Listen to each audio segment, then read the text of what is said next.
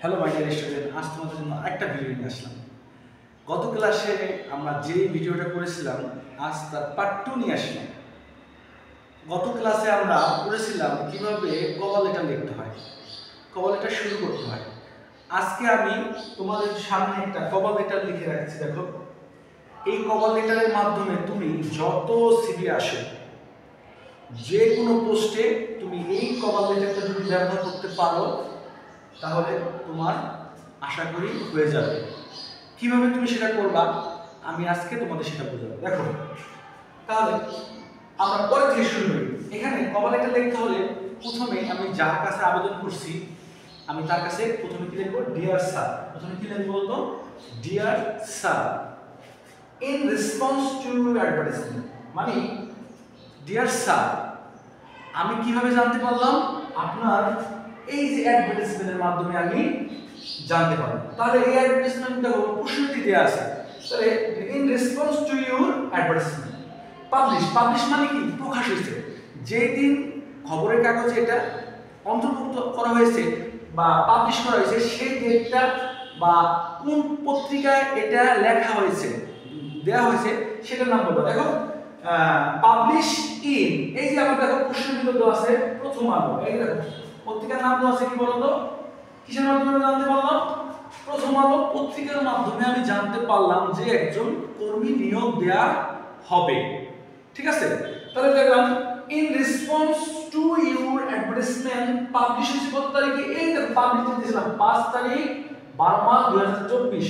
Publish in প্রথম আলো পত্রিকা on the 5/12/2024।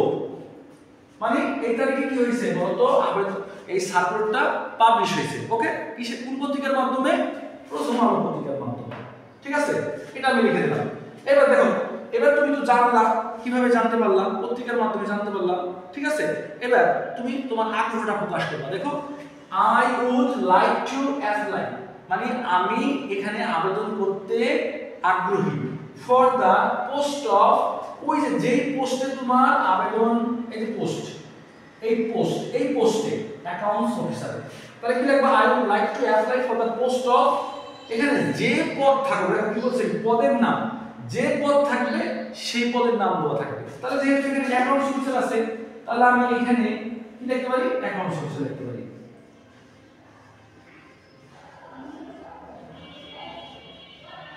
Officer, okay, in your well known প্রতিষ্ঠানের নাম। তাহলে যেহেতু অ্যাকাউন্টস অফিসার আছে সেহেতু এটা কি হবে, একটা কোম্পানি হবে। তাহলে আমরা এখানে কি দিতে পারি বলতো, কোম্পানি দিতে পারি। আর যদি স্কুল হইতো, যদি স্কুলের পোস্ট হইতো, যেমন লাইব্রেরিয়ান বা assistant teacher English Bangla, college হইলে কলেজের নাম দিতে পারতাম। যদি কলেজ হইতো তাহলে এখানে দিতাম কলেজ, যদি স্কুলের পোস্ট হইতো তাহলে আমরা কি দিতাম, এখানে স্কুল।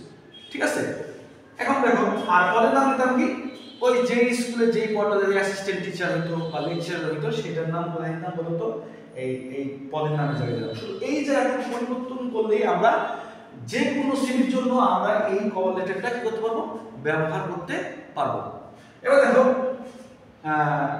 মাই পার্টিকুলার্স, মানে আমার যত কাগজপত্র আছে, আর গিভেন দিয়ে দিব, উইথ মাই সিভি অ্যাটাচ সংযুক্ত করে, হেয়ার উইথ ইহার সাথে। এই যে আমি কভার লেটারটা লিখতেছি, এই কভার লেটারের সাথে আমার যত কাগজপত্র আছে, যত সার্টিফিকেট আছে, এবং পরবর্তীতে যে আমি যে সিভিটা আমার জীবন বৃত্তান্তটা আছে সেটা আমি এই কভার লেটারের সাথে কি করব, অ্যাটাচ করে দিব। এটা লিখছি। ওকে, তারপর দেখো, thank you for your attention. তুমি যে সিভিটা পাঠাইছো সেই সিভিটা যখন স্যারে খুলবে তার জন্য স্যারে কি বলবো, thank you for your attention, আপনার মনোযোগ দেওয়ার জন্য ধন্যবাদ, টু দিস ম্যাটেরিয়ালস, ওই ম্যাটেরিয়ালসগুলো, যে ম্যাটেরিয়ালসগুলো তুমি পাঠাইছো ওই সিভির সাথে।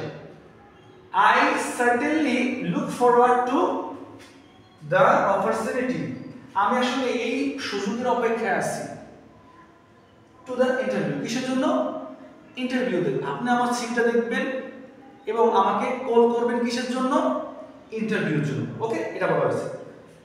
I certainly look forward to the opportunity to interview with you soon, মানে আমি আপনার সাথে ইন্টারভিউ দেওয়ার জন্য আগ্রহ হয়ে বসে আছি। এটা তুমি তোমার কভার লেটারে কি করতে হবে, বলতে হবে, তাহলে তারা কি হবে, তোমাকে খুব দ্রুত তারা তোমাকে ডাকবে। এবার ইউর সিনসিয়ারলি রহিম, তাহলে যেহেতু আমি এখানে মানে সিভিটাকে কভার লেটারে কি লিখতেছি বলতো, সাপোজ ইউ আর রহিম, যেহেতু রহিম তাহলে শেষে কি দিতে হবে, ইউর সিনসিয়ারলি রহিম। ওকে, আশা করি বুঝতে পারছো। ধন্যবাদ সকলকে।